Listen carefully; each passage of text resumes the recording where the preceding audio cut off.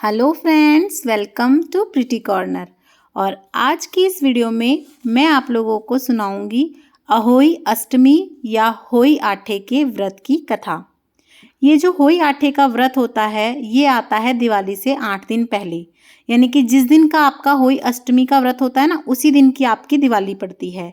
और यह व्रत बच्चों के लिए किया जाता है, उनके दीर्घ आयु व उनके उज्जवल भविष्य के लिए इस व्रत को किया जाता है।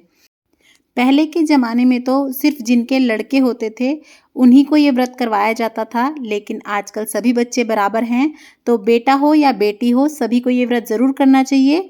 और जिनके बच्चे नहीं हैं उन्हें भी होई माता से विनती करनी चाहिए और ये व्रत करना चाहिए, और होई माता की कृपा से उन्हें संतान सुख की प्राप्ति ज़रूर होगी।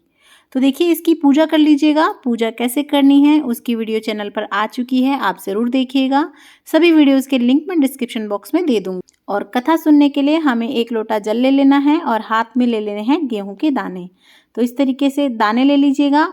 थोड़े से दाने आप अपने कलश में डालिएगा, थोड़े से भगवान गणपति को चढ़ाएंगे, थोड़े से हम यहाँ पे होई माता को चढ़ाएंगे, और उसके बाद हम अपनी कथा शुरू कर देंगे।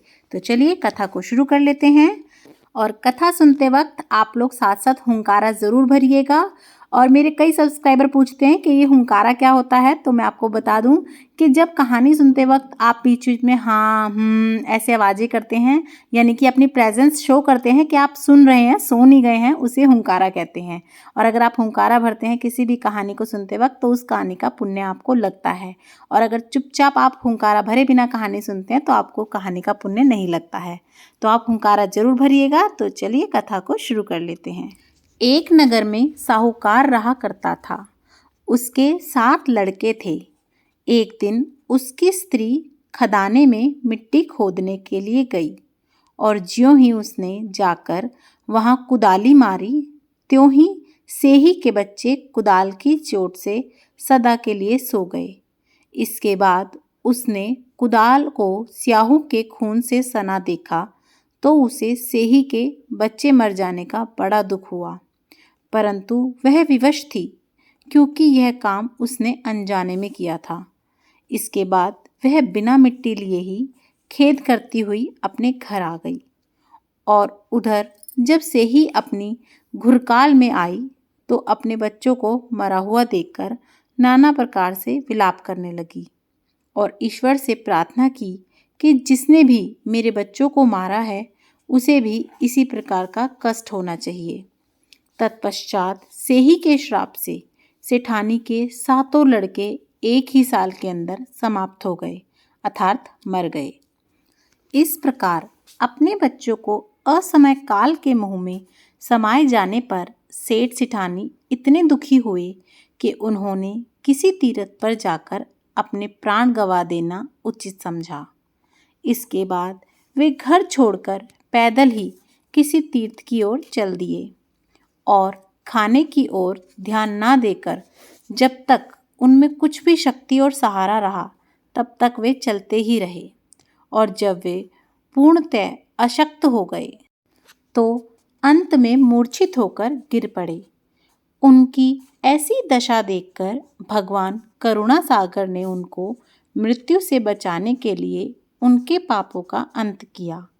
तभी आकाशवाणी हुई कि हे सेठ, तेरी सेठानी ने मिट्टी खोदते समय ध्यान ना देकर सेही के बच्चों को मार दिया।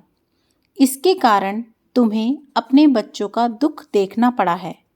यदि अब पुनः घर जाकर तुम मन लगाकर गौ की सेवा करोगे तथा अहोई माता अजक्ता देवी का विधि विधान से व्रत आरंभ कर प्राणियों पर दया रखते हुए स्वप्न में भी किसी को कष्ट नहीं दोगे तो तुम्हें भगवान की कृपा से पुनः संतान का सुख प्राप्त होगा। इस प्रकार आकाशवाणी सुनकर सेठ सेठानी कुछ आशावादी हो गए और भगवती देवी का स्मरण करते हुए घर को चले आए। इसके बाद श्रद्धा भक्ति से न केवल अहोई माता का व्रत अपितु गौ माता की सेवा करना भी उन्होंने आरंभ कर दिया। तब जीवों पर दया भाव रखते हुए क्रोध और द्वेष का सर्वथा परित्याग कर दिया। ऐसा करने के पश्चात भगवान की कृपा से वे सेठ सिठानी सातों पुत्रों वाले होकर अगणित पोत्रों सहित संसार में नाना प्रकार के सुखों को भोगकर स्वर्ग को गए। गणपति जी की कथा। एक अंधी बुढ़िया थी जिसका एक लड़का और लड़के की बहू थी। वह बहुत गरीब थी। वह अंधी बुढ़िया नित्य प्रति गणेश जी की पूजा किया करती थी। गणेश जी साक्षात सम्मुख आकर कहते थे कि बुढ़िया माई तू जो चाहे वो मांग ले। बुढ़िया कहती मुझे मांगना नहीं आता, सो कैसे और क्या मांगूं। तब गणेश जी बोले कि अपने बेटा बहू से पूछकर मांग लियो। तब बुढ़िया ने अपने पुत्र और पुत्रवधू से पूछा तो बेटा बोला कि धन मांग ले और बहू ने कहा कि पुता मांग ले। तब बुढ़िया ने सोचा कि बेटा और बहू को अपने अपने मतलब की बात कर रहे हैं। अतः उस बुढ़िया ने पड़ोसन से पूछा तो पड़ोसन ने कहा कि बुढ़िया तेरी थोड़ी सी जिंदगी है, क्यों मांगे धन और क्यों मांगे पोता, तू तो केवल अपने नेत्र मांग ले जिससे तेरी शेष जिंदगी सुख से व्यतीत हो जाए। उस बुढ़िया ने बेटे और बहू और पड़ोसन की बात सुनकर घर में आकर सोचा जिससे बेटा बहू और मेरा सबका भला हो जाए वही मांग लेती हूँ और अपने मतलब की चीज़ भी मांग लूँ। जब दूसरे दिन गणेश जी आए और बोले बोल बुढ़िया माई क्या मांगती है, हमारा वचन है कि जो तू मांगेगी सो वो पाएगी।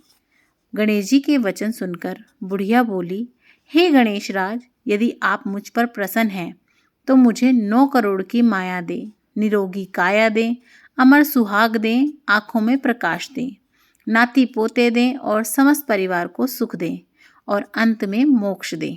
बुढ़िया की बात सुनकर गणेश जी बोले बुढ़िया माई तूने तो मुझे ठग लिया। खैर जो तूने मुझसे मांगा वह ले, तुझे सब कुछ मिल गया। यूं कहकर गणेश जी अंतर ध्यान हो गए। हे गणेश जी, जैसे बुढ़िया माई को मांगे अनुसार आपने सब कुछ दिया वैसे ही हम सबको भी देना, सब पर कृपा करना। बोलो गणपति महाराज की जय। तो इस प्रकार से हमारी दोनों कथा पूर्ण हो गई हैं। इसके बाद हमें अर्क देना है। तो अगर आप दिन में कहानी सुनते हैं तो आप सूर्य भगवान को भी अर्क देंगे और रात को चांद को भी देंगे। तो उसके लिए आप थोड़े से दाने जो आपने कहानी सुने ना थोड़े से अपने पल्ले में बांध लीजिएगा पी लिए के रात के लिए। और अगर आप रात को ही कहानी सुनते हैं तो आप एक ही टाइम अर्क देंगे चांद को। और उसके बाद हम सूर्य भगवान को अर्क दे देंगे। और अर्क देते समय सूर्य भगवान को भी और चंद्र भगवान को भी आपको क्या बोलना है उसकी वीडियो मैंने बना के ऑलरेडी चैनल पे डाल रखी है, आप वो भी ज़रूर देखिएगा। लिंक मैं डिस्क्रिप्शन बॉक्स में डाल दूँगी। उसमें मैंने कंप्लीट बताया है कि किस तरह से अर्क देना चाहिए और अर्क देते समय क्या बोलना चाहिए। तो इस तरीके से मैंने आपको कथा सुना दी है। तो आपको वीडियो कैसी लगी प्लीज़ मुझे कमेंट करके ज़रूर बताइएगा और अच्छी लगे तो लाइक शेयर और सब्सक्राइब करना बिल्कुल भी ना भूलें। देखने के लिए बहुत बहुत धन्यवाद।